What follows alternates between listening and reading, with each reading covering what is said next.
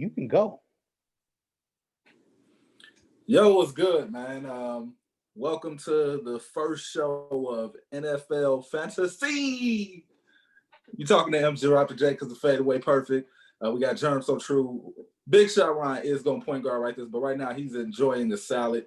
A burly man like myself is enjoying a little something, literally and figuratively. The reason why we got this show popping off, though, is because we already know that most of y'all don't give a four-letter word about football. But y'all do care about y'all fantasy, though.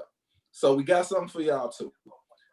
Just a few credentials. I ain't going to go too crazy in it. But I have came up with a system that will guarantee you to at least make the playoffs. After the playoffs, you on your own. You can't really do too much after that. But as you can see, got the Lombardi. It's in my hand. This is real talk right here. I've never missed a playoff. I have about 5 fantasy championships. I can tell you it definitely starts in the draft, but as of right now, if you're watching this right now, you probably already drafted. So we'll say that for next year. But what we are going to do is understand that the little things and the small details of managing your team is what's going to be make or break your winning.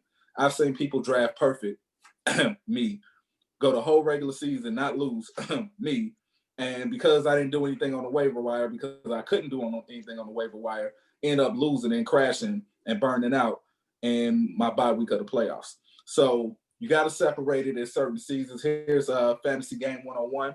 I'm going to pass this over to Big Shot, but the first thing I'm going to say, the first rule of fantasy is play the fantasy. Don't let the fantasy play you. It's been plenty of times my day has been mad. I have been pissed off the whole day. Nobody could cheer me up. Nobody could talk to me. And they think, like somebody shot my dog or something. Nah, I just lost. It could get that serious for you if you allow it. So I actually took a year off of fantasy. I was able to watch football, fantasy free. I got back to enjoying football. So when I got back to it, I'm like, you know what? Fantasy ain't gonna never take over my life again. So that's the first rule. Don't let fantasy play you. I don't need to see y'all in church and y'all phone trying to make last minute decisions. All right. We don't need that love. Listen to the Lord. The Lord's gonna help your fantasy team.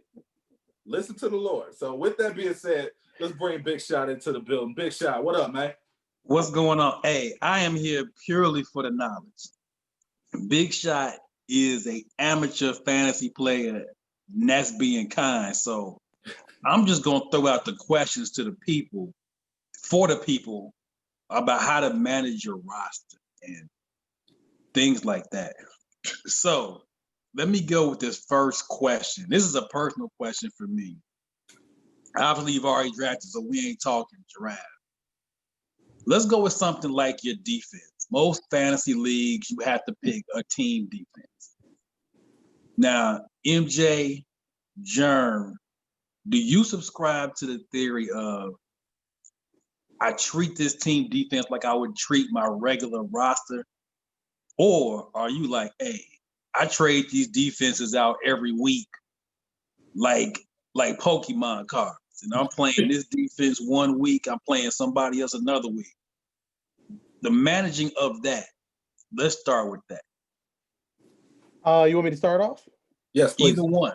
It don't really make a difference, honestly. The defenses are one of those things that's a sporadic thing, man. Like, why I say defense is sporadic is because even if you got a top-ranked defense, there is a kryptonite to every defense.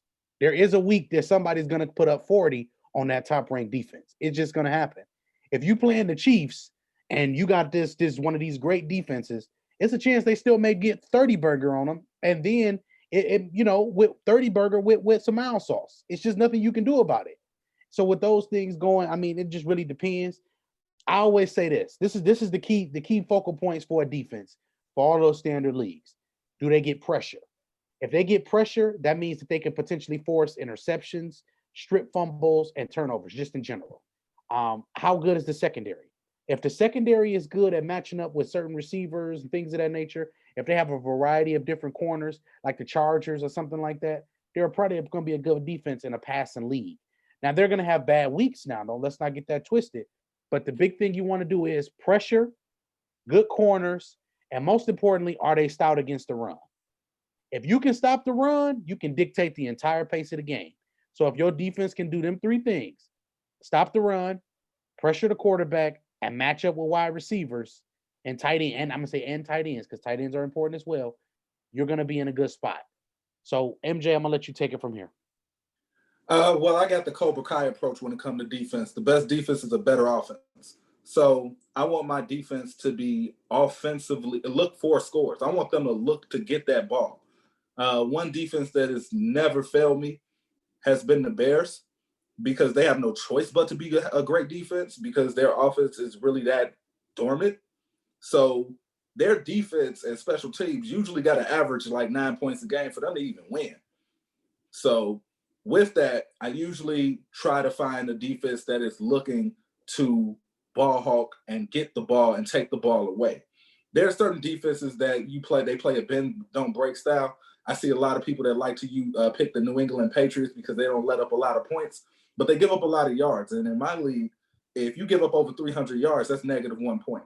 If you give up 400 yards plus 400 to 499, that's negative 5 points. Over 499, that's negative 10 points. So if we're going to give that up, I need to make sure that my defense is aggressive enough in which they're looking to get that ball back. So a couple of defenses that I have, obviously I picked the Bears. And first off, another rule, we'll say this little part for the draft. Do not go pick a defense in the 7th or 8th round. It's not worth it. Don't do that. Just don't. I don't care what the scouts say. Don't do it. Because every year, there's another defense that comes along that's in the top 5 that nobody even is thinking about. We ain't gonna get too many spoilers away, but Jeremy will give you a couple of people that towards the end that you might want to look out for, and I'm pretty sure are on the waivers. So for me, best defense is a good offense.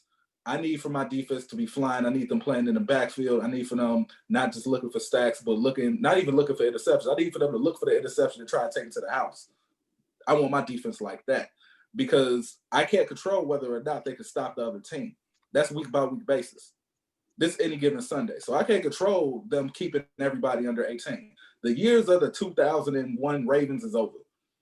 It's too much offense out here. So if you're trying to find a defense like that. Rule changes.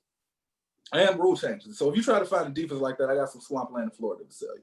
But what you can do is you can have a defense that takes pride in not just getting stops, but getting turnovers and trying to turn those turnovers into points. Now, here's a second question. I think this is the age-old question for me and most fantasy players. The quality of the player versus that matchup that week. So, for instance, you have Julio Jones. We know Julio Jones is an unbelievably productive receiver. But he might be going up against Jalen Ramsey this week.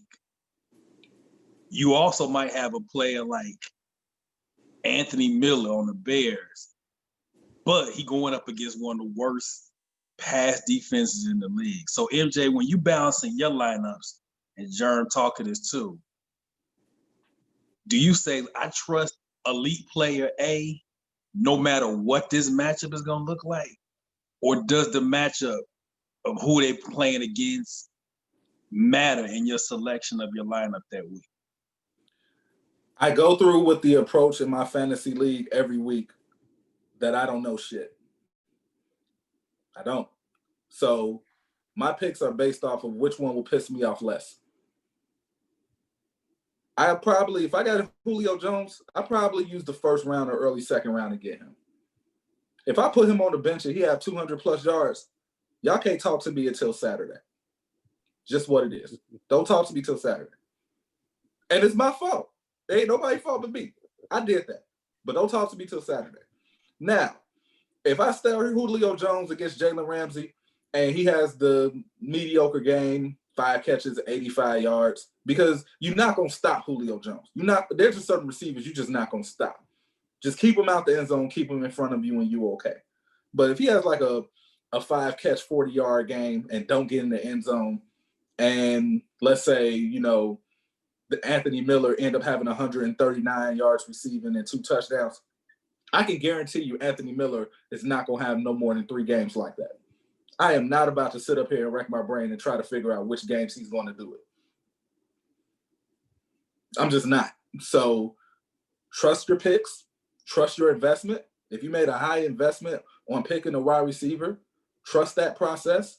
One of my second theory here is, because this is fantasy 101. Here's the second rule. Do they get the ball? If I picked you that high, you're going to at least get targets. So I don't know what you're going to do with those targets, but I can guarantee you Julio Jones is going to get 10 targets a game. Anthony Miller might get 2 targets a game. He might get 12 targets a game. I don't know what he's getting. I can't gamble on that. All I can gamble on is Julio will get his targets. Now, it gets a little bit more sketchy when you start to blend in like an Anthony Miller situation versus, let's say, a third receiver for Kansas City Chiefs. That's when it gets real sketchy. That's when I have to drink a little something, because you could talk yourself in and out of that situation all the time, because it's like, yeah, McCole Hardman might blow up and he might not even get a target. Like, you just don't know. But, that's what you like. Do you trust the offense more than do you trust the targets? So, those are just coin flips that I will tell people. Just go with your gut instinct. Try not to put too much information into you where you overthink yourself. Trust your gut, but get enough information to which you can make a decision that won't piss you off as much. So just measure your piss off level. What do you think, John? Well, I think when it comes down to it, you said it best. When you draft a player in certain ranges and certain time frames, if it's your first or second round pick, you're not sitting there. When they play, you play. Period. It's just that simple. So in your first 2 picks, they're gonna probably never sit. Sometimes, even depending on where you picking, your third round pick is like that as well. So the rest of your picks from that point become matchups. And here's the problem with matchups. There is always an exception to every rule. Shouts out to my guy Mo Schefter. There's always an exception to every rule. So with that being said, if a team is great against tight ends, but they playing against the Buccaneers who got 3 tight ends, guess what? Gronkowski and OJ Howard and Cameron Brake are the exception to that rule, because you ain't gonna stop all 3 of them. And number 2, Brady is a precisely accurate quarterback. So that does change the whole dynamic of everything that you're facing, because in the red zone, they can just kill you in the red zone. They don't have to have yards. They got receivers to kill you on the field and tight ends to kill you in the red zone. So it doesn't make a difference. All of their big targets in Tampa Bay are at least 6'4". So you got 3 tight ends that's at least 6'4", a receiver that's at least 6'4", and another guy who's 6'1". All of these guys are big dudes. So it's not the same. Don't do this to yourself. Don't make this harder than what it needs to be. If you trusted to pick this player in the first or the second round, and sometimes the third round, you gotta play them. It don't matter if they ball out. It don't matter if they fail. Guess what? Them is the players that you picked early, so you gotta stick with them. That's what matters when it comes to football. Stick to what you know. And you pick these players early, so you need to stick with them. Period. And that segues to the next question on quarterbacks. And I know, depending on your league, quarterback to me has been a real tricky position, because injuries obviously can affect any position, but quarterback is tricky. So MJ, Jern, let's say you are playing in your standard fantasy league where you are starting 1 quarterback at a time. Okay. Now, how much investment do you put on the second quarterback? I know most people say, I know even the drafts I've been, the quarterback, even in a Pat Mahomes, doesn't really go super high in a lot of drafts, because the feeling is, depending on how your league is set up, the quarterback may not be worth as much, but we know how that is. So, MJ, when you talking about the second quarterback, is this again a matchup feel? Or is this I got Pat Mahomes, so because I got Pat Mahomes, I don't give a damn what this matchup is going to look like. This dude playing 14 out of 16 no matter what happens. And if that's the case, do you even bother to pick up another quarterback, or do you say, hey, I can get one for a bye week later on?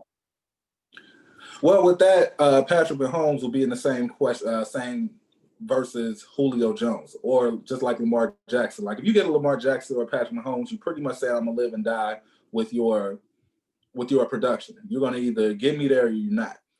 But what I actually personally like to do, and here goes some game for you guys as well. I actually chop up NFL fantasy into 4 seasons. The first 4 games is me figuring out what the hell I have. I don't have enough information, I don't have enough stats, or I don't have enough tangible things to be able to measure what my team is. I don't know. So the first 4 games, which is the first quarter of the season, I'm just trying to win at least 2 games. If I walk out 2-2, I'm cool. Sometimes even 1-3 if I'm putting up enough points, but I just ran into a ridiculous matchup. I can live with that. I can't start off 0-4 or my season's dead. I don't know too many people who start off 0-4 and turn around like the Bad News Bears and win it. It just don't happen. Now, from 5 through 8, that's when I, can settle in. I know what my lineup is and, just play your bye weeks out. But what a lot of times happen, when you have a really good quarterback, this is the part to be aware of. You have no choice but to get a good second quarterback. You want to know why? Because they might rest them around the time you need them for the playoffs. Pat Mahomes is on a team that's probably going to go 14-2. If you're Andy Reid, do you really want him to play, and they already clinched the first round bye? Do you really want him to play week 13 or 14? Are you really going to keep him in the game? Probably not. So what you do with that is you get the quarterback who you think has the most upside. Right now, I've drafted Lamar Jackson because Lamar Jackson gives something that other quarterbacks just don't give. He gives you running back yards and gives you quarterback yards. But I also know that depending on how their season go, I think their season is going to be kind of in the middle, which is why I picked them, because you don't want your quarterback to have a really good season. You want your quarterback to have to fight around that time during, the end of the regular season, because that's your playoffs. But let's say it doesn't happen. Let's say that doesn't happen. I actually picked up Joe Burrow because I know Joe Burrow probably in the midweek is going to struggle. He's going to start off okay in the first 4 games. Midweek, he's going to struggle. After that, I feel like he's going to get his legs underneath him. He's going to settle in, because this is not the NFL that I knew back in the 30s, in which you can take a quarterback's head off and you can break his leg. So quarterbacks are coming into this league and they're just focused on the skill element of it. If you try to take a quarterback head off, you're going to get suspended. So they don't have the same fears like back in the day. So you ain't trying to wait for them. You could throw them in the fire and they actually will come out and do some good stuff. So I actually picked Joe Burrow because of that. He has the weapons. He has the running game. He has a good offensive line. And it's going to take him a few games to get adjusted to the speed. But once he does it, I think he's going to put up a lot of good numbers. So if you have that, I know it's a long-winded answer, but I love talking about the quarterback portion because I've gotten burnt on the quarterback portion before. I went undefeated with Aaron Rodgers, and then he ran up against Kansas City, and Kansas City whooped his tail, and he only had like 130 yards, and I ended up losing the playoffs. So you have to prepare for everything. So I would say get a solid second quarterback. If it doesn't work out, that's fine, because you're going to always have quarterbacks available. And then you can do the week by week. I say try to get a solid one and then go week by week if you don't have a solid one, or just try to prepare yourself for the playoffs just in case you can't play. Just in case your other guy is not going to play as much. What you think, John? So fantasy experience right here. I had a year where I had Michael Vick on my fantasy team, and in the first 2 weeks he had over 30 fantasy points. But I had another quarterback. I can't remember who the other quarterback was that I had. I had somebody. I think it may have been Aaron Rodgers. I don't know. But I had Aaron Rodgers and I had Michael Vick. Now I picked both of those guys up.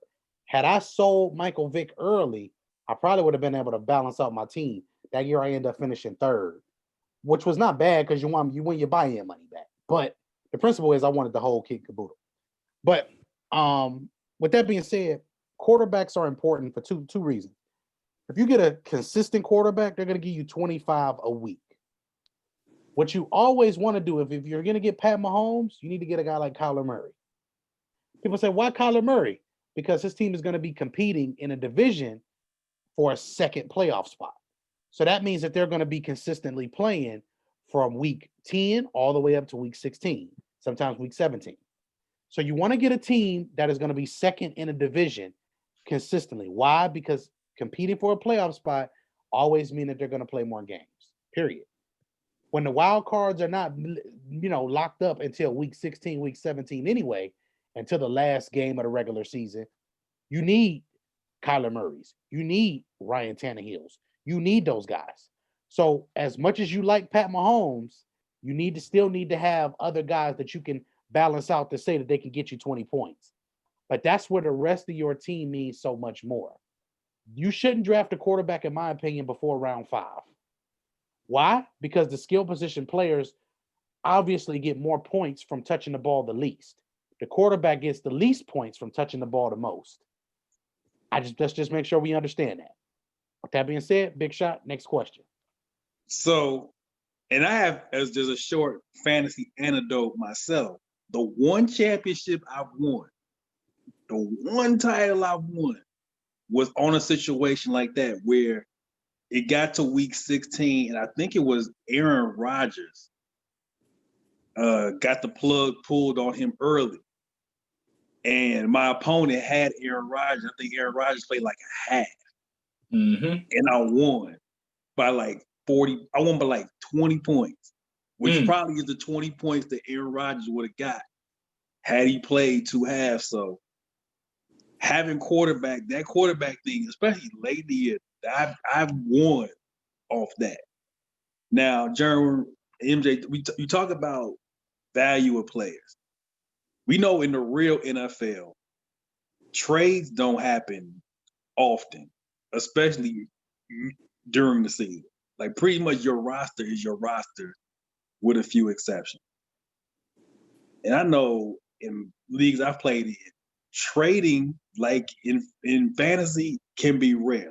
Cats really don't like to be on the wrong end of a trade. Like I don't know if it's the banter or whatever. But MJ, Jerm, whoever hop in leagues that you've been in, trading, frequent, infrequent, or how would you tell a fantasy player to handle trades with something that in the real league doesn't happen? There's a reason why you're the best point guard in the nation, because you asking the questions that I wanted to answer. I wanted to talk about trades versus waiver. With me, call it arrogant, but I trust my draft ability.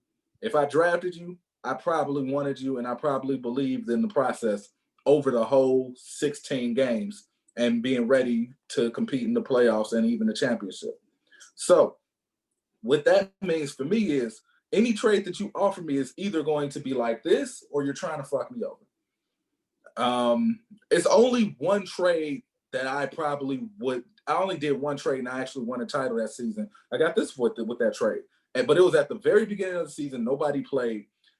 He traded me Gronk and another receiver that really wasn't that good for a main receiver I had in Ladarius Green at the time.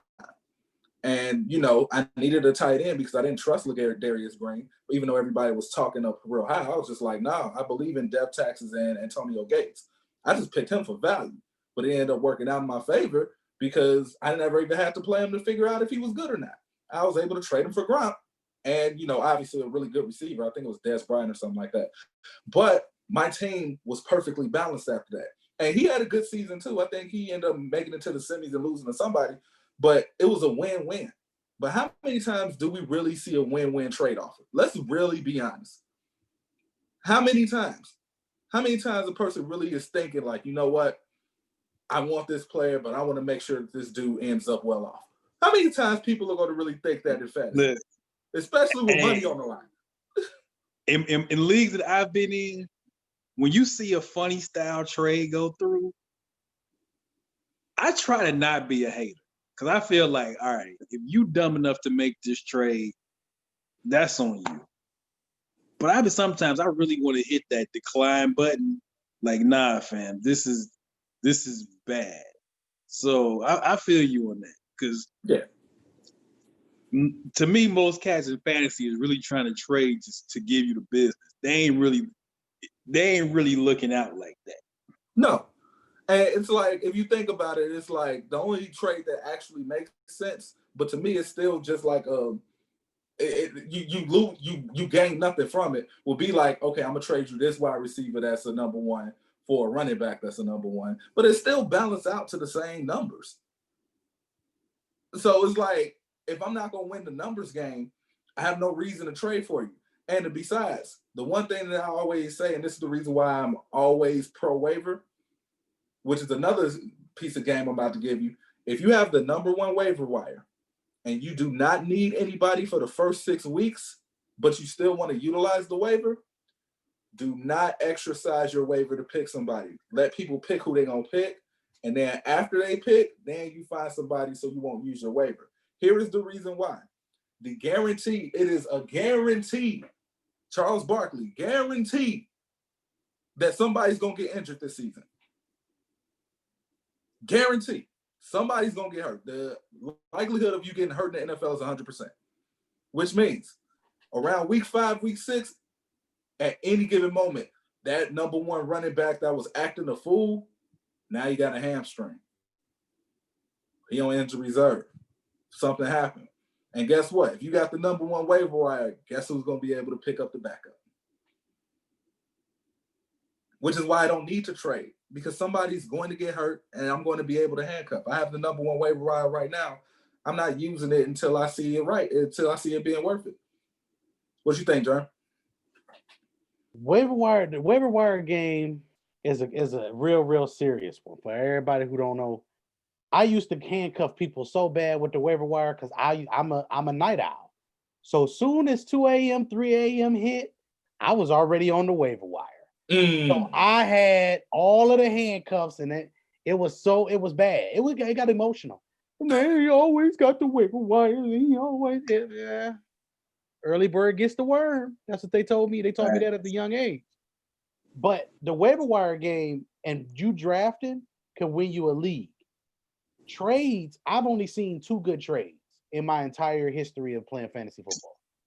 One good trade that I seen, a dude traded Dez Bryant for like 3 players on his bench that he wasn't utilizing every week because he had a stacked team. Dez Bryant ended up carrying him to the Super Bowl, proverbial Super Bowl, which is the fantasy championship.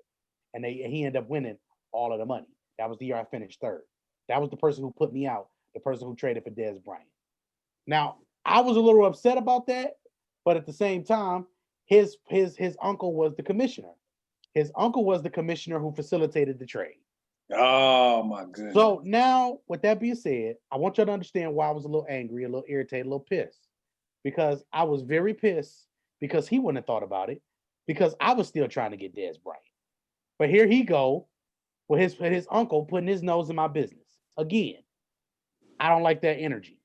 But hey, collusion, we ain't about that life, man. That'll get you killed. Go ahead. Hey, RKO out of nowhere. It's just that that's that bad. But at the end of the day, man, the waiver wire is important. I got to make sure that y'all really attack the waiver wire the right way. Just like MJ said, attacking it first doesn't always mean anything. It's about the time that you attack it first. You ain't got to attack it first when you coming straight out of the draft and everything like that. Spencer Ware was a big waiver wire pickup one year when Jamal Charles got put off the team early. Yep. And everybody forgot about dude. Everybody forgot about it. In fact, Kareem Hunt was a waiver wire pickup that was big that one year. I got both of those. So again, the waiver wire game is strong. We're going to put you on. So with that being said, I'm going to get Big Shot for another question. But before I do that, let me shout out to everybody in the comments. Jay Ham, Keelan said he want to be, KG said he want to be on the next show. And KG, we can make that happen. Let's make it happen. Artie, he's talking about the sack heavy defenses are good. We got Mo on both the Scene account and the Views account. We got Artie here talk about Matt Ryan can stop Julio Jones. You petty. And then Mo said, I ain't gonna lie, I've done trades almost every year. Well, Mo, it's cool to do trades, bro, but I'm just letting you know sometimes them trades, people be so focused on trades that they don't see what the potential that's on the waiver wire. Let me say this about trades. If you are the aggressor on the trade and you shoot your shot, I have no problem with that. I'm saying usually my team is where they need to be at, to where I'm not looking to where I want to shoot my shot. I'm good in every area. I've made the picks. I've done my homework. I'm good with every area. Even if I look at one area, be like, okay, this is going to be a problem week to week at this position. Usually it's my tight end position because I'm just not going to use a second round on Kittle. Sorry, I just can't do it. But other than that, like, I'm usually comfortable with the team that I pick. So there's no need for me to make a trade. So now that since I'm comfortable with the team that I pick, and I'm talking about not just the team that's starting, I'm comfortable with my bench. Like, if somebody get hurt, I'm good with the next man coming in. I'm cool. Right. So now the only thing I got to focus on is just making sure I keep it that way for the waivers. Right. And I know I'm like this too. Again, I'm not the expert at all, but I just feel like if you got to at least give it, like you talked about, MJ, you got to at least give it till week 4. You at least got to give it some time. I be seeing cats, they lose opening weekend. You look up Tuesday morning, you like, dude, what you doing? Like, hey, and that's the reason why. That's the reason why I'm a waiver savage, because it's always that one person that gets in his feelings because I don't know, Chris Godwin only got 2 targets in the first 2 weeks. He gets in his feelings and he just straight drop him for some dude that we ain't never even heard of that's an undrafted rookie. Right. They got about 8 targets in the first 2 weeks, and you really think that's gonna last and that's okay. And why are you thinking that's okay? I'm like, okay, so you gonna have me get Chris Godwin as my 4th receiver. I will take it. So right. I'll be waiting, because every time it's gonna be that one that's gonna slip up, man. It's one in every league that does it. They lose week 1, and now they got 6, 7 waiver wire move, or they cut 6. They didn't cut 6 people. Bro, like, dude, you just started. Like, calm down. The ink ain't even dry on the contract you signed them to. We ain't even got to the Monday night game. You just waiting on Monday Night Football to be over so that you can do what you gotta do. All right. God bless the impatient fantasy owners, because y'all won me many of championships. God bless. Y'all won me many. Let's talk about the running back. Now, the running back, from what I've seen the last couple years, even though it shows you how weird this is, in the real NFL, the running back position gets like all the devalue. But in fantasy, I don't know. Maybe this is just my experience. Cats is drafting running backs. Oh, yeah. Bananas. I don't know if it's your experience. Oh, yeah, it is. They drafting them crazy. So obviously touches matter, yards, touchdown matter. But let's talk about, like, when you picking up, that's depending, like, that second or third back. So we didn't got past Nick Chubbs and all them. We passed that. We passed McCaffrey. We passed them. Do you look for, this dude he's the second back on another team, but he gets carries? Or are you looking for, let me just look for next available starting back on another team? Great question. Great ass question. Fantasy Football 101. I'm about to give y'all research. If y'all got a sheet of paper or a pen, or if y'all just want to record this, here go a great research for you. Go to Yahoo Sports and pull up all of the NFL stats. Why is this important? What I want you to do is, when you go to those stats, I want you to go to receiving yards. Then I want you to click on receiver touches. When you do that, that last year, I want you to find the first running back you see that leads in those touches. Because for my second and third back, I can almost guarantee you're not going to find a bell cow with your second and third back unless you pick them for the first 2 rounds. So it's literally only about 8 running backs who's going to get 20-plus carries a season. And they're going to be gone in the first round. So you got Derrick Henry, you got Dalvin Cook, you got Christian McCaffrey, Alvin Kamara, like Joe Mixon, the guy that you just mentioned. Those dudes are going to be there. But then if you look a little bit closer, you're going to find certain backs that split in carries, But even with their split carries, it's a lot of dump downs that offense is throwing to them. And if you were a PPR league, that's golden. So I didn't pick a running back my first two. I picked Lamar Jackson. Well, actually, I did pick a running back because Lamar Jackson, a running back that can throw. So I picked Lamar Jackson, and I picked Tyreek Hill. So then the next one, I picked Mike Evans. And on the swing back, I picked David Johnson. The reason why I picked David Johnson is because David Johnson can run routes. And Houston just lost the one dude that they threw the ball to all the time in the trade for David Johnson. So even if he doesn't get used as a bell cow, I know he's going to find 20 touches because he's going to run the ball 11 to 15 times, but he's going to get the ball thrown to him 4 to 6 times. So now just with that alone, I find my 100 yards. With that alone, I find my 100 yards and more possibilities for red zone touchdowns. Because anytime you see David Johnson on a middle linebacker, you got to make that read. You have to. So that way, I got a number one back for a third or fourth round value because I'm not looking at the traditional 20 carries plus. Because again, teams just don't usually play that way. It's like I can count on one hand the type of teams that play that way. Like, you know, besides Tennessee, who's really playing that way? Seriously. Now, another low-key factor in fantasy is bye weeks. Mm-hmm. Bye weeks sometimes are to me, it's one of the trickier things to manage because you can have a great squad, very nice, but all they bye weeks are like the same. Yeah. And you end up throwing away like 2 or 3 games because we ain't got bodies. So when you're looking at your roster, MJ, do you factor in, I need to spread these bye weeks out, or you just like, look, we picking off, you know, we've been in the lab with this draft and we picking how we pick, and the bye weeks just fall where they may. I'm not gonna lie to you, Big Shot. When I'm drafting, I'm looking to draft 2 starting teams.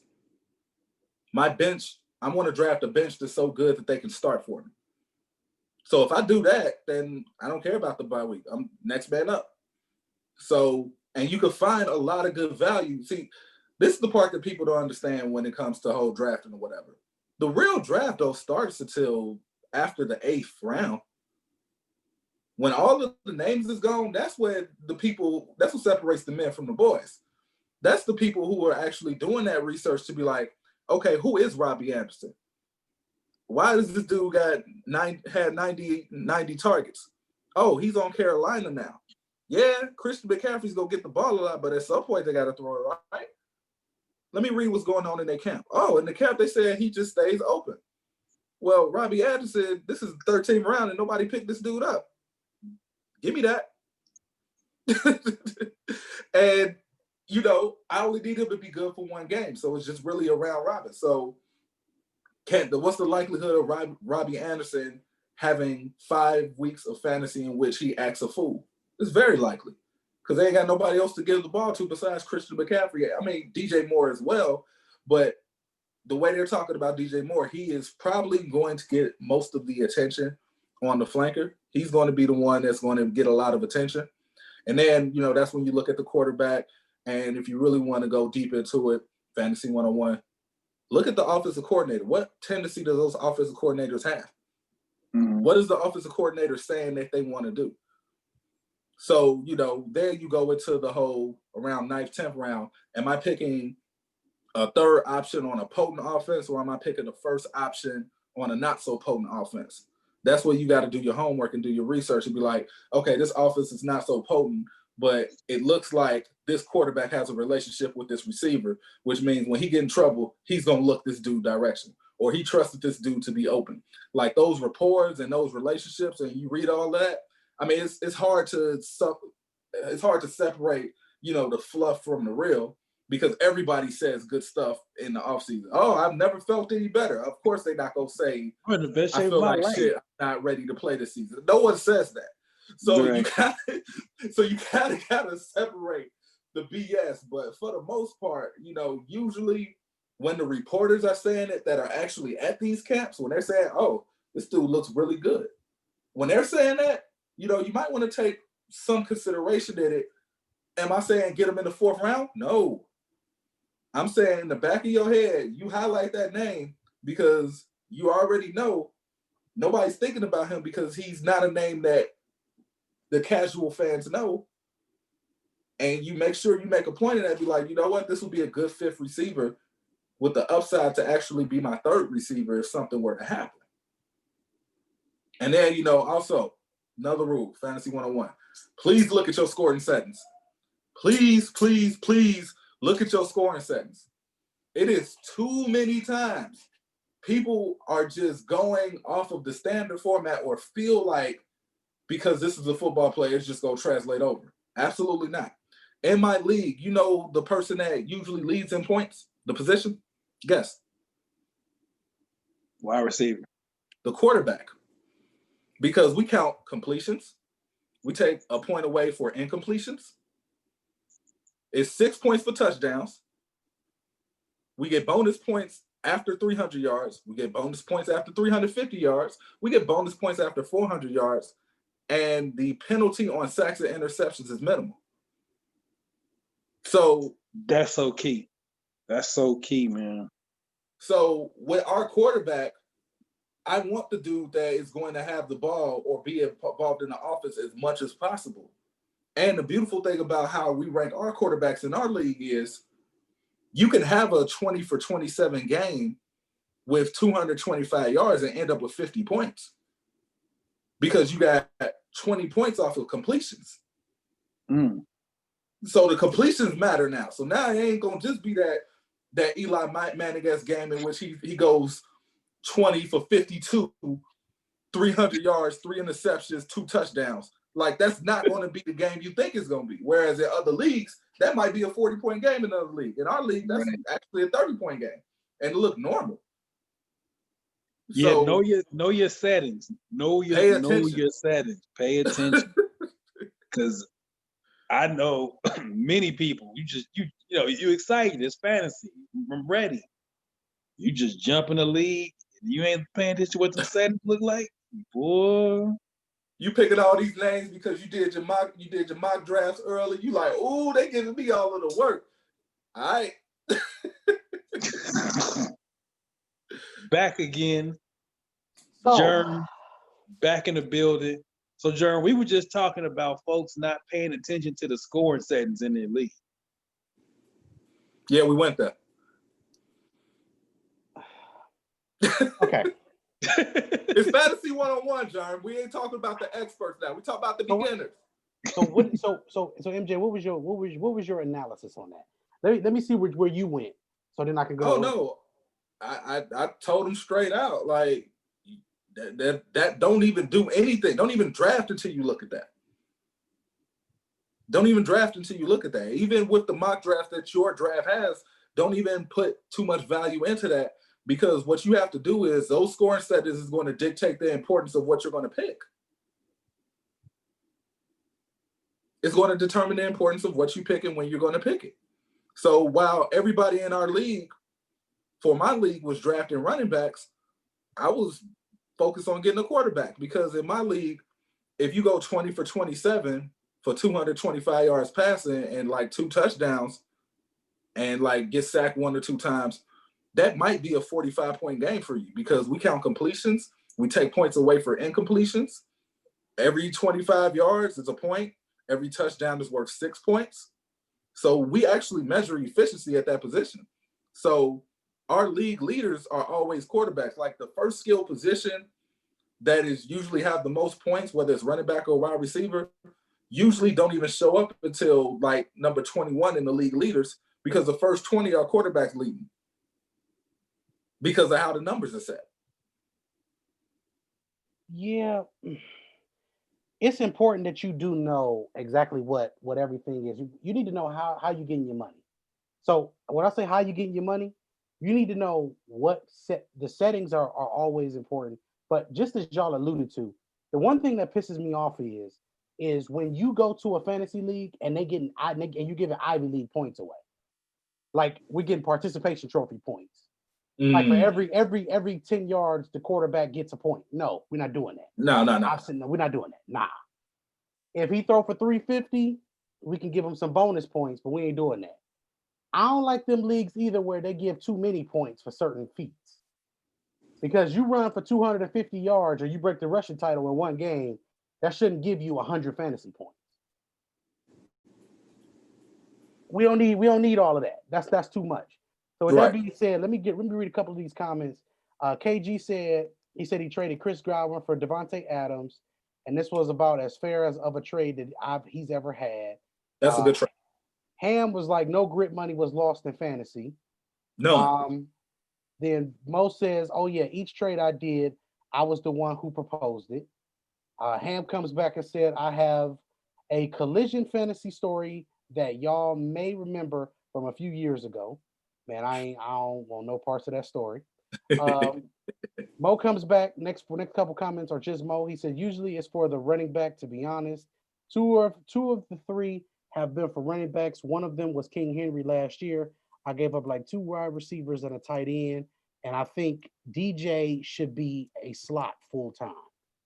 What DJ was y'all talking about? DJ Moore, because I was pretty much giving the example of the dang, I just forgot his name that quick. Robbie Anderson. I was giving the example of Robbie Anderson, like how you could find value in wide receivers. And I pretty much was saying in the draft, it don't start until like the 8th round for real, because that's how you know who did their work and who didn't, because all of the big names out the way. So now you got to like actually know what you're doing and trust your work that you put in based on the research that you heard from the reporters that are watching the camps, the offensive coordinator and the direction that they want to have, the relationship and rapport each quarterback is building with a certain type of player.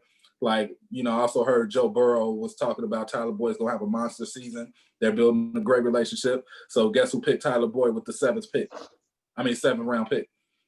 I mean, it's simple. It's not really that hard. Like, if it's coming from the quarterback's mouth, you probably want to listen.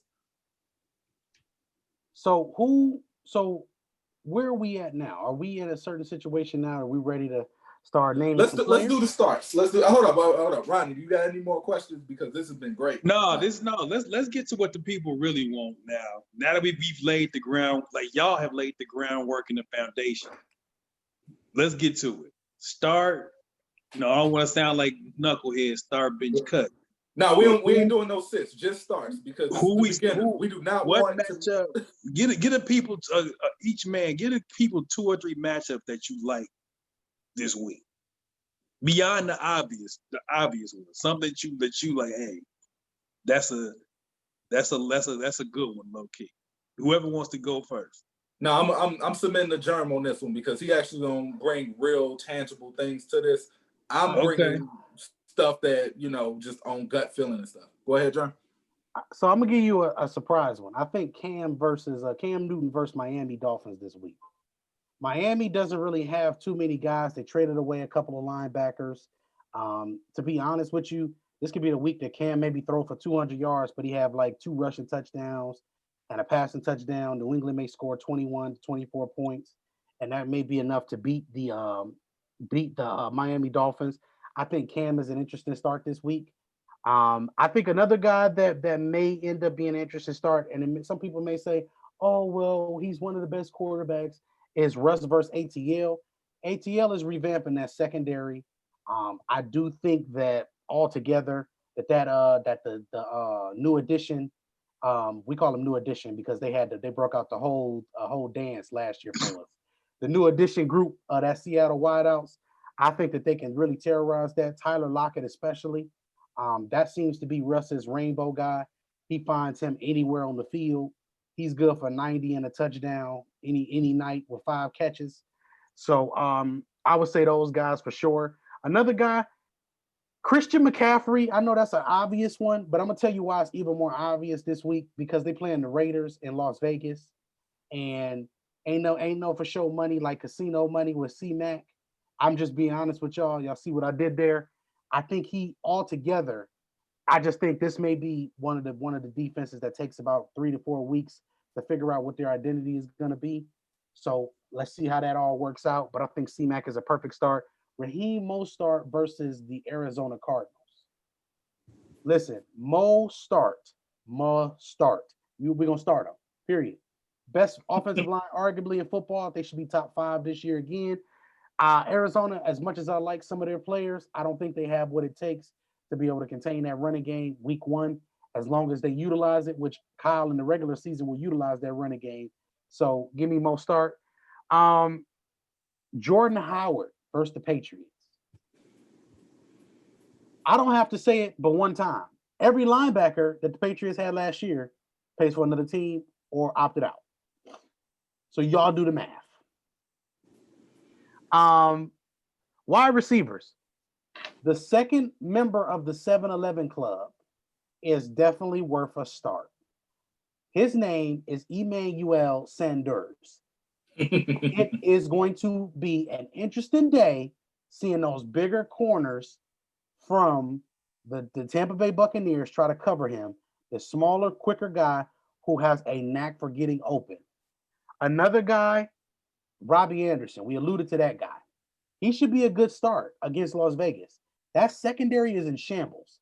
They lost everything that they had last year. They drafted Damon Arnett, who I think is not a first-round player, not a very good player, to be honest with you. He may make a knock for the nickel as the NFL season goes on, but that's about it. I don't think he's going to do much this year. If he has a good year, whatever the case is, I'm still not sold because I've seen a lot of corners have one good year, and then after that, head for the hills. So it's over with. So with that being said, Jarvis Landry, I think he's always a good start against Baltimore. Baltimore struggled against smaller receivers last year. And Odell and Jarvis are both going to be on the field tomorrow, and it's going to be interesting. We got a healthy Odell.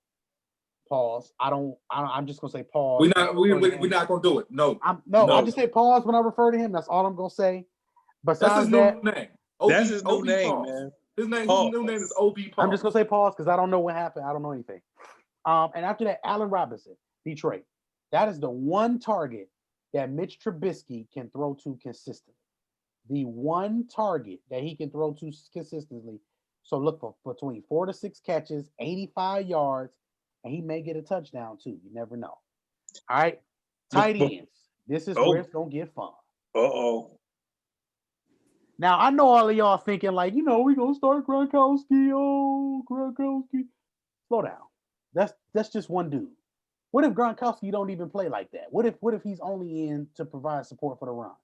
So I'm going to give you this other guy that they got named O.J. Howard, who Brady has been working with extensively. I know he's on some waiver wires too, because y'all think the kid ain't got it no more. Well, the GOAT has started working with him, so it could get emotional.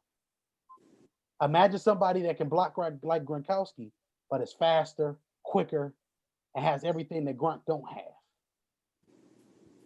Now we go. I know. I said that out loud, MJ. I did. I just want y'all to know, Brady been working with him. Brady broke down this man's game, and OJ is feeling confident. Last OJ that felt confident, we just. So with that being said, must have quit. It didn't fit, so you gotta quit. It didn't fit. So with that being said, Mike Gesicki, again, the Patriots linebackers are gone. No Patrick Chung. Patrick Chung was a big part of what the Patriots did against tight ends. Gesicki should have some one-on-one matchups against some of those younger New England players, especially those younger players in that secondary, and it could get very, very interesting because Gilmore is going to have his hands full this week with our guy, Mr. Devontae Parker, and that should be enough for that. I think Gilmore may win this matchup this week, though, so I think he's going to remember week 17. Austin Hooper, Hopper, whatever his name is, that came from the Falcons, that play for the Browns. I'm going to tell y'all this right now. This may end up being Baker's favorite target this year.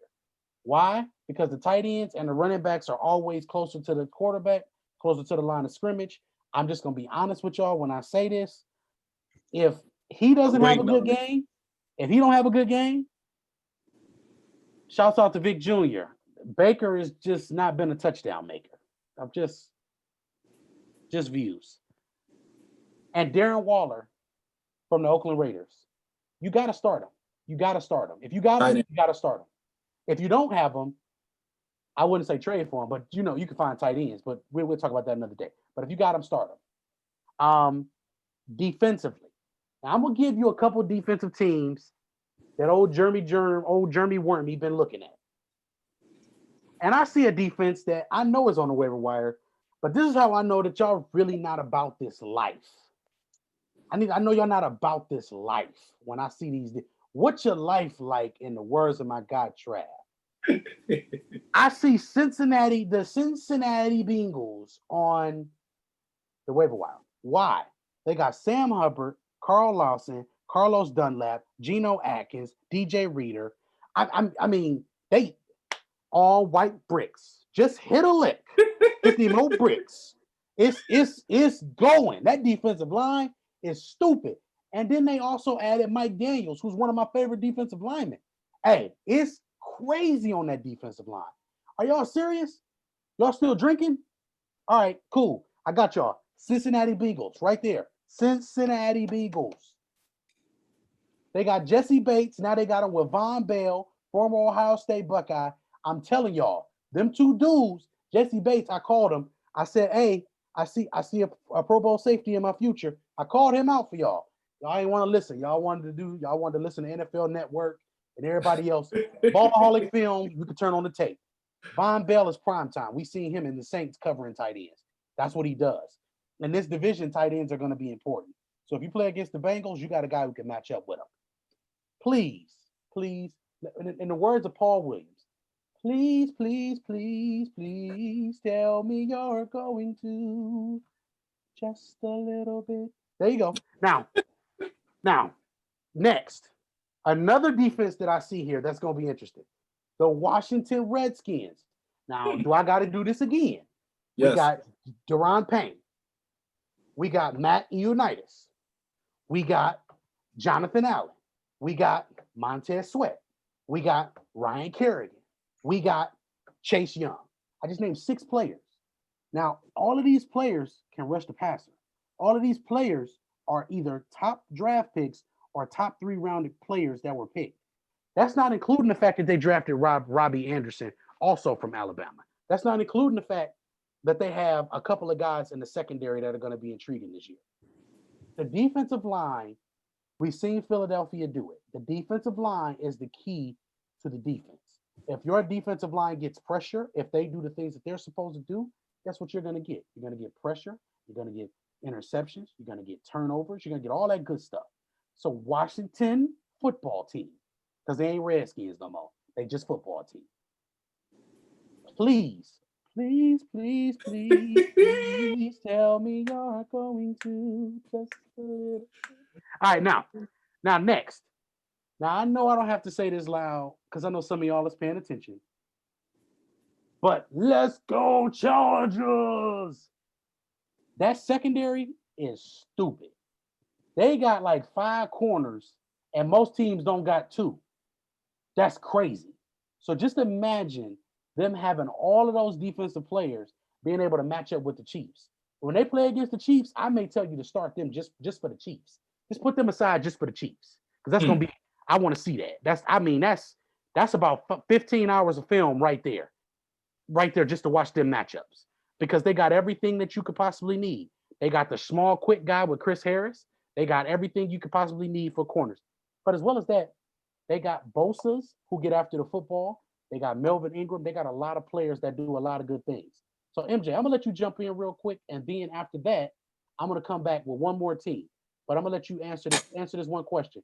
Out of those teams that I gave you so far, do you see any reason why that the trend of what I've given you is wrong? Hell no. See no reason at all. But I will throw in a player for y'all. For those of you guys who actually, count special teams or whatever, my league counts special teams. I know he's on the waivers. Steven Sims for the Washington football team. I make a living off of making my 4th or 5th flex receiver. Make sure that he is a punt and a kick return guy. But this dude is special in this sense because not only is he a punt kick return guy, he's also going to be the second option with Haskins throwing him the ball.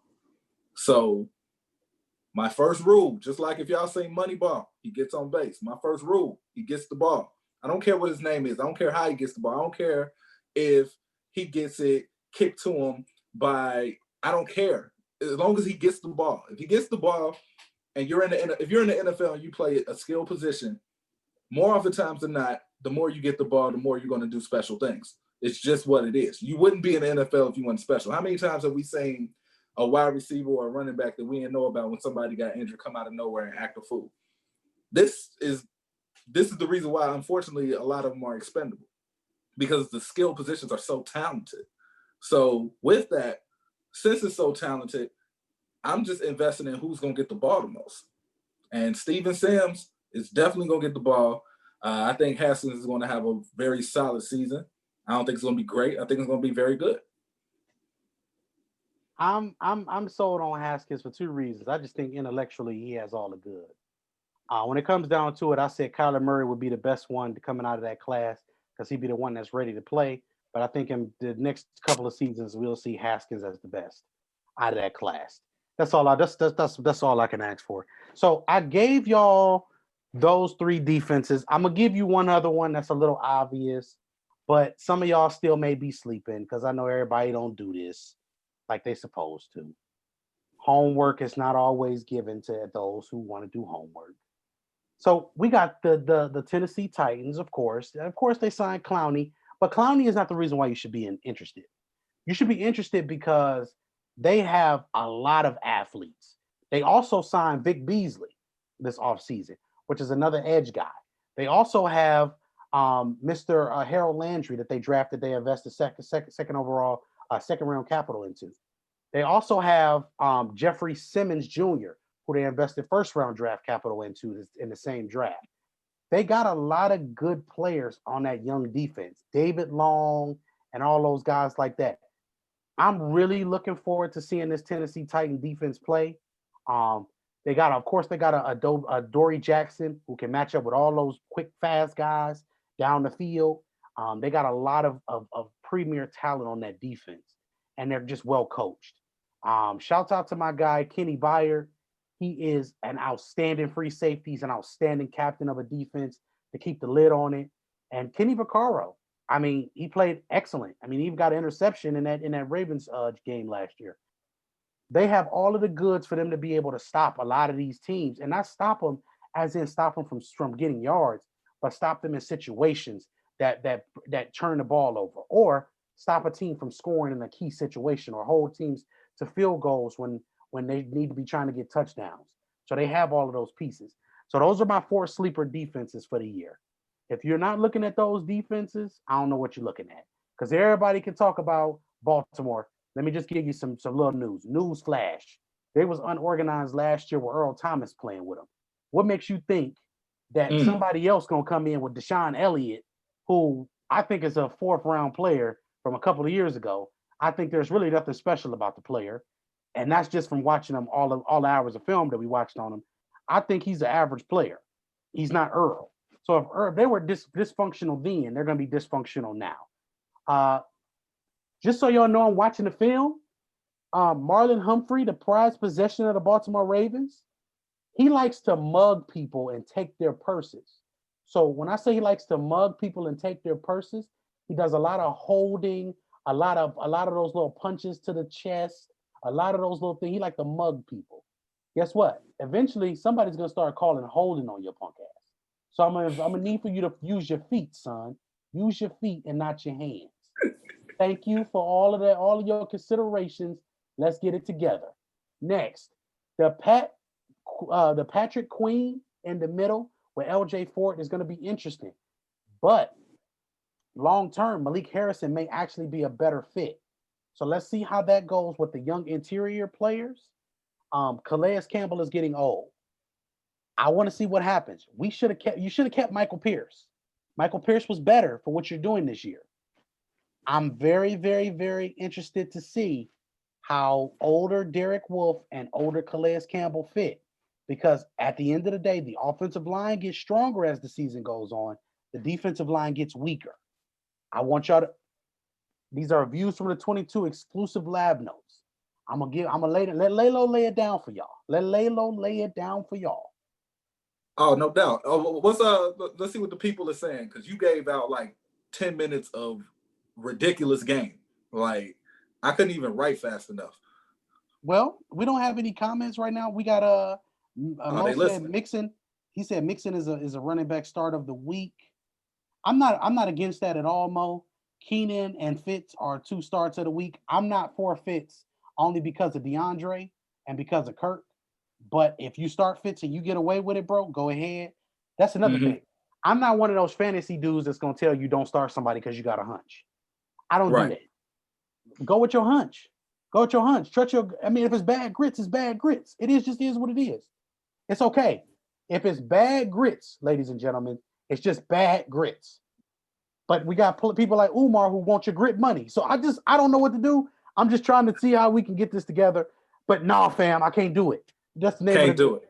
That's the name of this segment. Nah, fam, I can't do it. Can't do it. Can't give you my grit money, dude. No.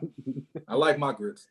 I actually, I just had some grits this morning with some shrimp in it and some cheddar cheese. You want to take that away from me? You was doing it, huh? Hey, Oh no, hey. I cook. Doing that, huh? All right, KG says, what you think about the Colts defense? Hey, the Colts defense is cool. The only problem is I want to see how they integrate moving forward. Because here's the thing about the cover two shell. The cover two shell we know is susceptible to be attacked in the seams. A lot of these teams have a lot of players that are very good at sitting down in between numbers and sitting down in soft spots and zones. But a lot of these teams call more vertical routes in today's game. So it gives a lot of teams a little bit more windows to attack. So I want to see how they evolve with this cover two shell. What are they going to add to it? What can they start doing more of? And also pass rush. The cover two shell is a principal defense based on pass rush.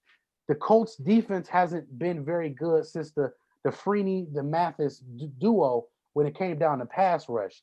And then it's just not the same. So that's Tag what I me in on. think. Middle of the league, if they get pressure, that's going to be subject to change. But let's just see what happens. Let's see what happens. Tag me in Go on ahead. that one, Go ahead. because I am a victim of a team that's ran a cover two defense for way too long. And I'm here to tell you, if you do not have that front four, you're pretty much playing prevent. If you don't got that front four, you're playing prevent. And then even if you do have that front four, if you don't have a linebacker athletic enough to get as deep as a safety, which how many linebackers is really doing that? Let's be honest. If you don't got a linebacker that's really to get as deep as a safety and cover all of that ground, he counted it on one hand. So unless you have a linebacker that's special to do that, all you're pretty much doing is bending and not breaking. So you're going to let them march down the field and hope when they get to the 20-yard line, you get an interception or they kick a field goal. And from a fantasy standpoint, that's not a defense you want. But we just gave you 4 defenses. 3 of them I know has not been picked. So if you struggling on defense, that's your fault. And as MJ just told y'all, we talked about your scoring sets. If you get penalized for giving up yards and you picking cover two defenses, Another Dude, team. Urlacher ain't walking through that door. Thank goodness with his work I want to tell you like this too. This may be the year that you stay away from a Patriots defense. They got a lot to figure out. yeah, They got a lot to figure out. I mean, they're not going to rush the passer until probably after week 8. It's number 1. And that's if week 8 we get the, everything going. Coverage wise, they still got some good corners, but the safeties are not the same because they lost a couple of guys. So that changes and dictates what they do in the middle. Their whole linebacking core is gone. No Kyle Van Noy, no Dante Hightower, and no what's his name? Jamie Collins. it's all Mo's fault.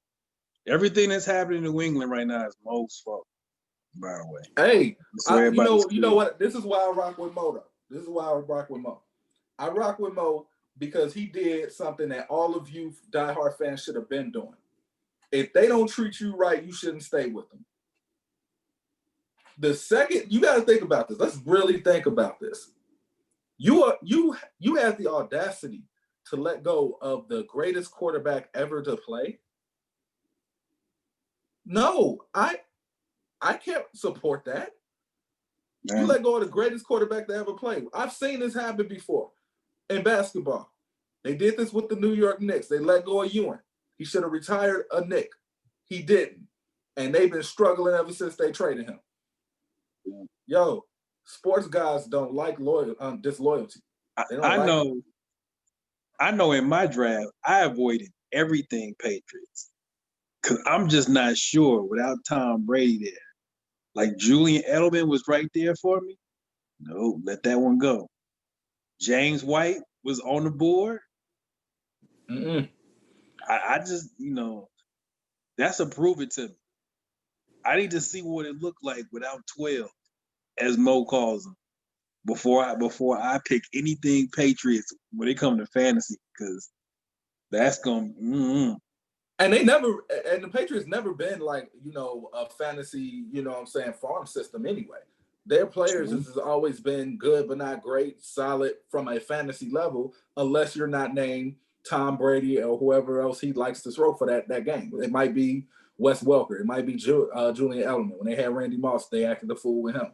But the way their system is designed, it's not really designed to have a week in, week out guy that's just going to guarantee you points. That's not how they move. Especially at running backs. They deal with like 4 running backs. Like, so it might be Sonny Michael, it might be James White, it might be some dude we ain't never even heard of. Like, and the way Bill Belichick coached, he coached like he coached like Boone off of Remember the Titans. You fumble the ball, you don't get back in the game. You might not play for the next 2 or 3 weeks. So you really want to invest in that? A dude that can't make a mistake? I wouldn't. So, I mean, their season is going to be interesting now. So with Jeremy right back with us, Jerm gave us like 10 matchups that he liked this week. Do you got any? But I'm gonna say this, man. I'm just all for Team John Wick by the Yelzenba. I'm gonna let y'all know what my fantasy team is. Y'all can tell me if I need to improve or not. So it's a long list. So hopefully y'all there. I got Lamar Jackson at quarterback. I got Mark Ingram as running back, just in case they key in on Lamar. I feel like Mark Ingram will be able to benefit from the whole gap from them on the read offense. Already had David Johnson, who did his thing. Got Tyler Boyd coming. Had Tariq Hill. He did his thing.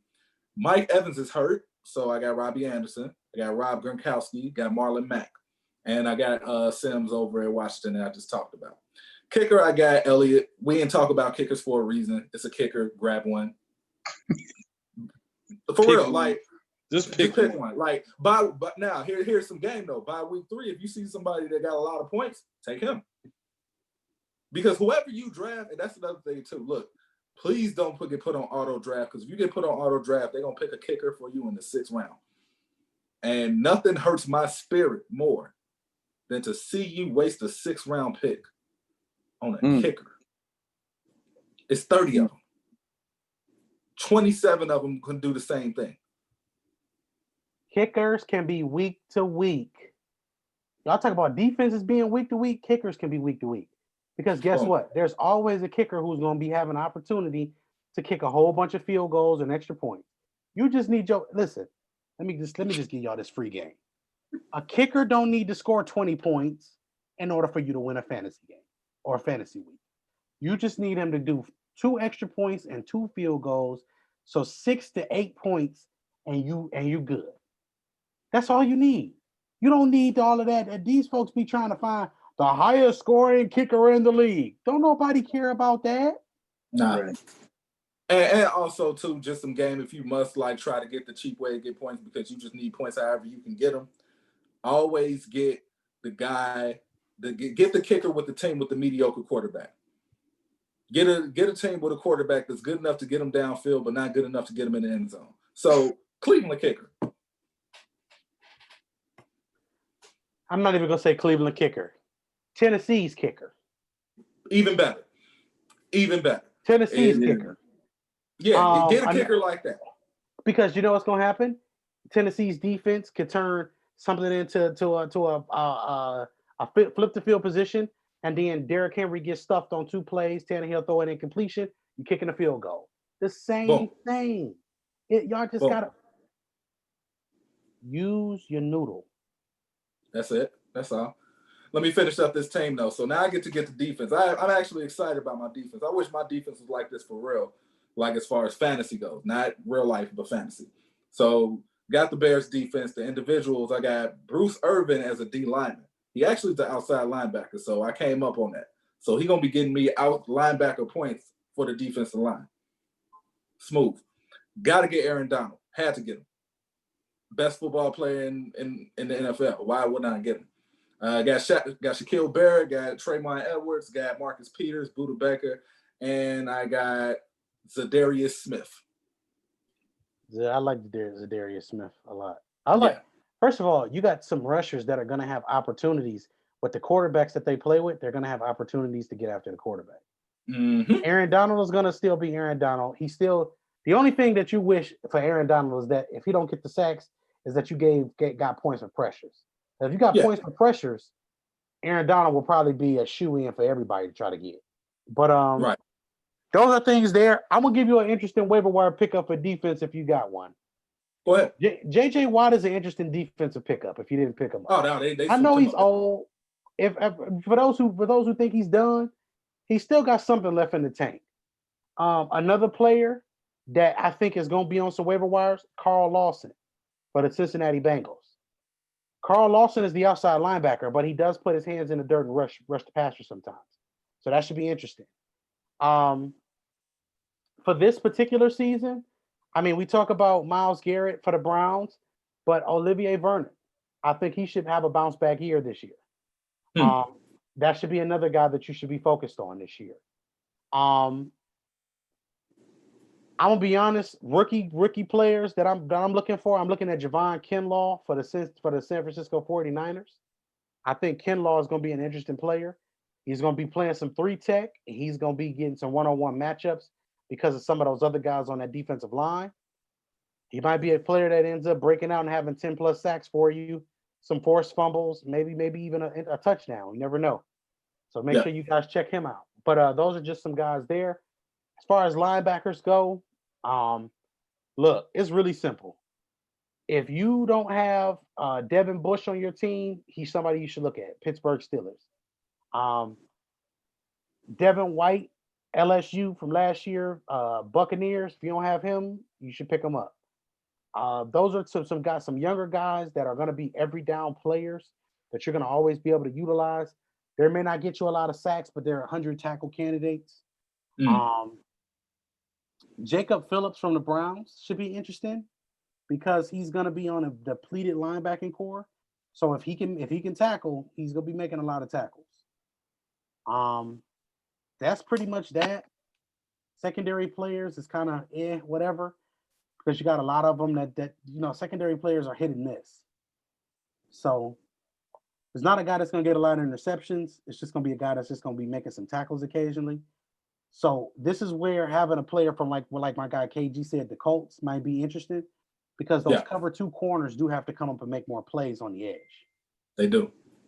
Right. So those are some guys that you may want to look into in that type of situation. But pretty much, y'all, that's the basics of everything. I mean, I think we covered a majority of the stuff that y'all needed today. So recap. Let me go ahead and recap them for a minute because we gave a lot of information. Rule number 1 in fantasy: play the fantasy, don't let the fantasy play you. I better not see y'all letting this fantasy dictate y'all life like it used to dictate mine. Rule number 2: when in doubt, waiver wire. Work it early, work it often. Just don't work it to where you're getting rid of the people that you invested in the first 2 weeks. Don't go too crazy. Rule number 3: early bird gets the worm. Do the homework, do the research. And rule number 4, and the most important rule: when in doubt, trust your gut. Because it's okay to be pissed off on yourself. It's worse when you pissed off at somebody else who don't care that you pissed off because you decide to take their advice. It's really that simple because, some of y'all like to take these advice from these people who say that they fantasy experts. Ain't no such thing as an expert of fantasy. Only enthusiast. You can't be an expert of being a fantasy football player. Like, first of all, gambling. It's too many tangible things that go into a game. What happens if the player can have the perfect situation, and still something bad could still happen and prevent them from producing? anything can happen. You can have a situation where somebody just has a hell of a game and it just completely shuts everything down. So numbers and analytics in fantasy football still at the same time, they go together only but so far. Because at the end of the day, you still need people who are going to be consistent. The most consistent fantasy football team wins. So the team that gets the most consistent points wins. That's the only thing that you need to focus on, consistency. Do that, they'll get you one of these. Right. You get you a Lombardi if you're consistent. Some of y'all got championship belts too. So I'm gonna do. I think we need to do one. I need a WWE championship belt, universal title status. Yeah, that's tough. I wouldn't act right in my household with a championship belt. AMJ, I'm telling you, I don't need to be in a league where a championship belt is a prize. Because I win one. But hey, you're gonna see me spitting up water, you're gonna see me walking through like gold sparks coming up, and I'm just gonna be sitting there looking burly. Like it's just better that I just don't do that. Yeah. I'm gonna walk around with no shirt on for no reason. Hey, I might even go to my work meeting with no shirt on. Like, nah, I don't need that. I'm telling you, I'm getting framed. It's gonna be like surrounded by lights. I don't need to be in a league with a belt as a prize. I'm not gonna lie to y'all. I just rock the belt, man. Y'all we'll be sitting here doing a live. It'll be on the live with me. It'll be everywhere with me. You know, you be carrying it like you about to do an interview. Oh, my bad. My championship right here. Right, my belt. It'll be right here every time. Just like this. Hey man, I ain't even gonna fake. That's the problem. Yeah. Hey, KG said hopefully we can get back next season with a league. We can for sure. I really do think though that we should put together one big league of like 12 to 14 people, and that league be the end all be all for the leagues. So 14 people willing to put up the money, and we just go ahead and we go all out. All out, winner take all, championship, the cash, everything, and go from there. I think 2021, even me with my amateur knowledge, a winner take all views league, I would be with that. Sign me up. Hey, I'm just saying. Sign me up. It'll be fun. Even with KG in the league, I know KG and them. That's the SEC crew of fantasy football. You know, you got like the mid majors, and then you got like the SEC. Right. Them is the SEC. So, but even with them in there, I would be. And shouts out to KG for staying, because we must be knowing what we're talking about if he's still entertaining us. Because you know, dudes who know they stuff in fantasy, they real snobbish when it comes to who they listen to. They ain't gonna waste their time on no BS. So we must be knowing what we're talking about, because he would have been cut it off if it was some BS. Hey, no, KG would have been in the comments talking to me. KG, because look, when I told KG I ain't like Denver's draft, KG said, "Jerm, it's not about you." I said, "Oh, okay." But he said he with it. So look, we're gonna start putting some of that stuff in the making. Me and Mo will talk about that tonight. But look, I'm just glad that we was able to do this. We're gonna probably end up doing this every Saturday. So KG, be ready next Saturday. Yep. KG said he in the lab now. All right, man. So next Saturday, we're gonna be coming back at y'all again, probably around the same time frame. So we're just gonna talk. Which means you on your own Thursday. Figure it out on Thursday. Listen, let me tell you something for Thursday. Play FanDuel on Thursday, or shut up. Ain't nobody about to be. Look, we ain't about to be doing no 10 shows just to try to highlight your fantasy season, dude. Damn. The season is on Sundays and Mondays. Thursdays, I need to do other things. Thursday, if I love football. Thursday night football is like one of the worst 5 inventions of the last like 10 years in sport. It's pretty bad. It's so disruptive on so many levels. Fantasy football and real actual football. Thursday football is so disruptive, man. That's a whole nother topic for Hey, but Yeah, This rough. It's rough. Real quick, as we get ready to wrap up the show, we got one basketball primetime game for tonight. Rockets and the Rockets versus the Lakers. We got Russ, unproductive wild ass versus the discipline of the Lakers. look, Who y'all picking for tonight for the win? I think the Lakers. I think the bags are packed. Daniel House got the shuttle driver uniform on. It's over. It's done. I think the Lakers, unlike the Clippers, and this is the one I give the Lakers credit for. The Lakers don't give away games. You might beat the Lakers, but they ain't gonna give away a game. Unlike their neighbor in the Staples Center, who for whatever reason likes to just give away games for whatever reason.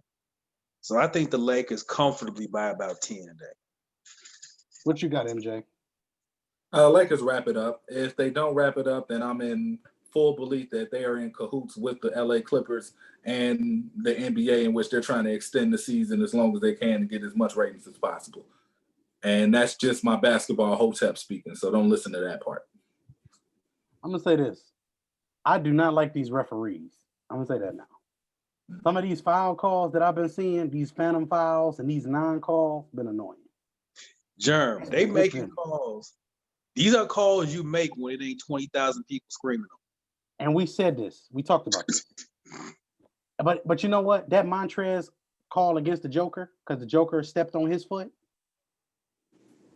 Awful basketball. Awful. That was terrible.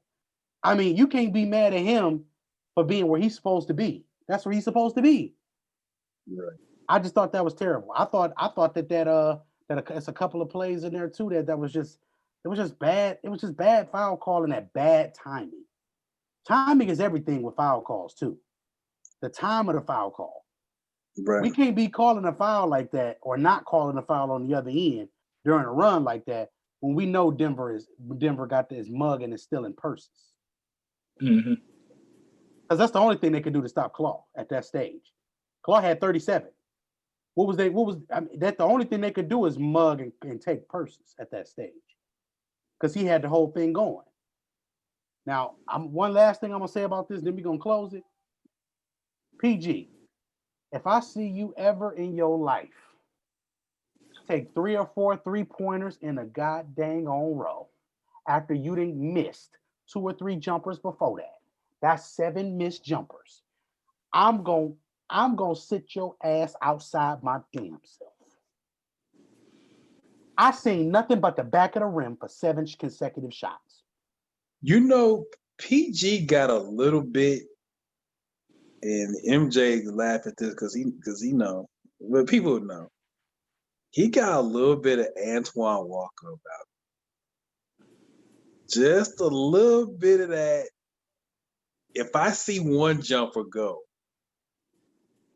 I might just kind of hang out here for the rest of the night.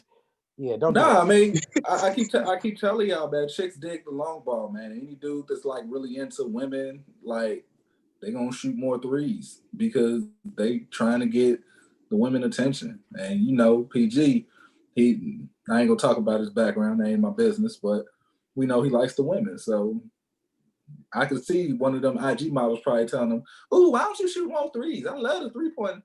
All right, I'm gonna hit 4 for you, baby. PG, Paul George hoops like a dude that he hoops like a guy hoops when he knows women are watching. Like they just do things a little bit too cool, and it's just a little bit. Yeah, it's a little too R&B. Yeah, that's Paul George. Paul George hoops like he knows it's dimes watching, and I got to do something extra when, quite honestly, you don't have to. Hey, that man, if your love's so real, hey, I'll be a fool to stay. If that was a person, that'd be him. Hey, Shaq, quick anecdote, and I swear we're gonna get out. I used to play in this basketball league, I It feel was like a I'm just pro. gonna end the live stream after this. Go ahead, MJ. I used to play in this pro-am, in which it used to be some tings in there. You know, they would be dressed skimpy, all of that. Thick ones, chocolate ones, light ones. It was pretty much a wax museum of women.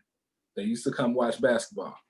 When I tell you these hoopers did the absolute most before the game, I'm talking you got a fresh pair of Kobe's in the Louis bag with the back roller, the leg roller, the stretch rope, and they dressed it like a Skinny J outfit. They ain't even got their uniform on. They got to go change into the uniform.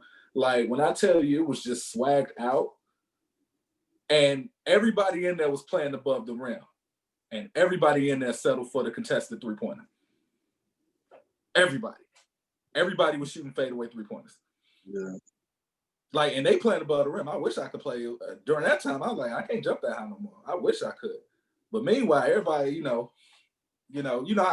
how you moving when you feel you want to show that you like it dance too. Like, oh, he may be able to crip walk. Like they was moving like that, and it was just like it wasn't hoop at all. It was just like you could tell it was an agenda. They trying to see Paul who's George, going. baby, Yeah. still down, faced ass. Paul George, if we had a pro-am, Paul George would bring the Louis bag with the fresh pair of Kobe's. I don't know what Nike plug he got, but he always have a new fresh pair of Kobe's that he's never wore before to play just in this pro-am with the leg roller, with the back roller, with the fresh cut, and he's going to shoot 12 threes a game, even though he's 6'9". Slaw ass dude. Well, with that being said, y'all, we're gonna get ready to take off to get ready to get up out of here. Next week we got another show for y'all. We're gonna give y'all some more good matchups. As we said, don't hit us up for Thursdays because we got other things to do. We got SH to do on Thursdays. Just know Saturdays will be our days. So, Fantasy. ladies and gentlemen, boys and girls, fantasy in my do or die voice. In my do or die voice. I wish I could fly.